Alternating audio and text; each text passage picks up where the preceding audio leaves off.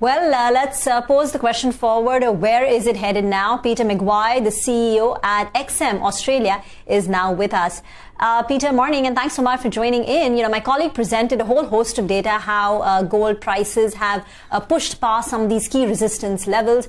Fundamentally, you can explain it with the help of the decline that we've seen in the dollar index. Yields have cooled off. It is seen as an inflation hedge. But the question is, where is it headed now? We're already at a 3.5-month high. Is it headed much higher, according to you? Well, good afternoon, Reema. I think a couple of things. What Prashant dissected very, very eloquently. The other side, of course, is that we've stripped out, I don't know, maybe $10,000 on Bitcoin in the last 2 weeks or less. We've added nearly $100 to the run-up as far as gold in that 2-week period. We all understand where the US dollar index is, and it's nearly cracked through the 90. It's at about 90.08 at the moment, the US dollar index. We've got the 10-year break-even inflation, sitting at 8-year highs. You've got the 1-year rate US inflation at 4.6%. This is a perfect storm.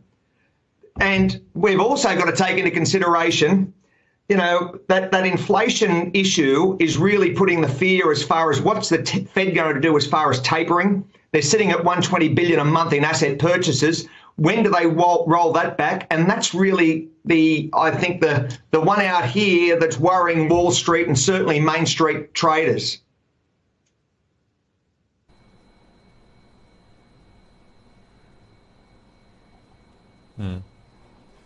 Peter, hi. Good morning. Prashant here.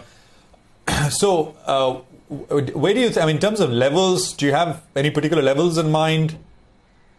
Well, it's sitting at... does it take out the February double top? Does it head higher? Are we looking at, $2,000 kind of levels? We're sitting at 18... Yeah, Prashant, we're sitting at 1870. The run-up over the last 24 hours, we've put the best part of $1.20 on an hour. We're up nearly $30 in that period of time. So there's the first part. I think the momentum will continue. The fear is, I want to see what the Fed are prepared to say with their minutes being released to the market. So they're those FOMC minutes. If there are no surprises, then I think that gold's got a 1900 this week. And it's not far to get there, really. It's, can ratchet up there fairly quickly. Where it goes from there, I want to see where that US dollar plays. Do we sit in that the 89.4 to 89.8 range? And what happens as far as, the whole commodity complex? Does oil get lifted up also with the tensions in Israel and Palestine? There's enough major impacts to push gold higher over the summer.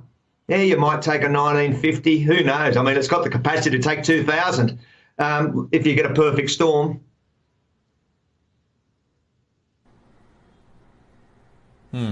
What about this sort of relationship with, or the, should I say, inverse relationship with cryptos, like crypto assets like Bitcoin, etc.? Any thoughts, Peter? What's going on there? Well, yeah, I'm a little bit like, I look here and it seems to me that my Wharton alum, Elon Musk, seems to, whatever he says, it impacts the price of crypto, Prashant. So, he really dictates a little bit of the noise at the moment, and he's been able to strip out, the best part of $10,000 a Bitcoin through some of his comments.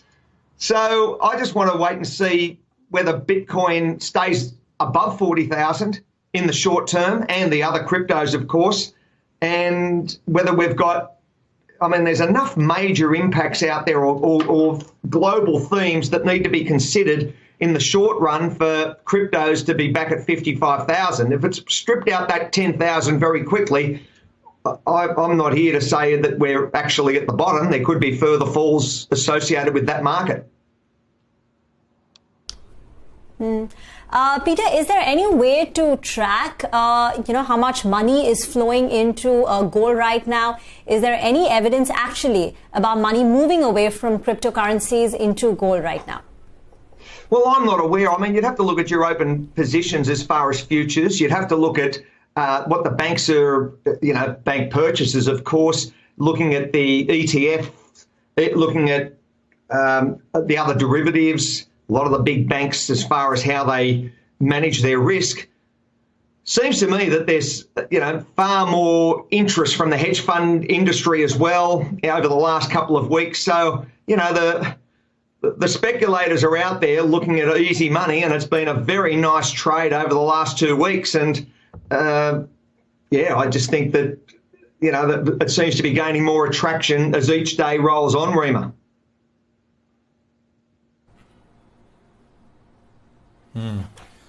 Just one last question, Peter, now that we have you on the line. What's your sense on other base metal prices? I mean, I read something, I think it was Morgan Stanley 2 days back, which said that maybe prices have run up too high. I mean, fundamentally, there seems to be more upside, but a lot of it is already in the price with the very sharp run up. I'm talking about not stock prices, but underlying base metal prices. Your broad thoughts? Well, remembering that we were near that $5 a pound for copper, we're now at $4.77. You're at 10,400, just under for LME 3-month copper, a metric ton, so $10,400. You're still off those highs that we experienced quite a few years ago, Prashant. I remember when it was at 11,500, I think, for copper. So there's still a long way to go. And if you put your mind across to something like zinc or what we've seen as far as price spikes, there's, still a lot of upside for a lot of these metals are still relatively cheap to what they were going back to their highs that we experienced when the super cycle was in full swing. So I'm very mindful that the industrial demand and global demand is going to be, I think, will outstrip supply, and the pricings, I'm pretty sure that this decade is going to be a great time to be a miner, great time to be a producer. And I think that they're relatively cheap at the moment compared to where they'll be in another 3 to 5 years. Absolutely, Peter. Pleasure speaking with you. Thanks again for joining us today on CNBC TV.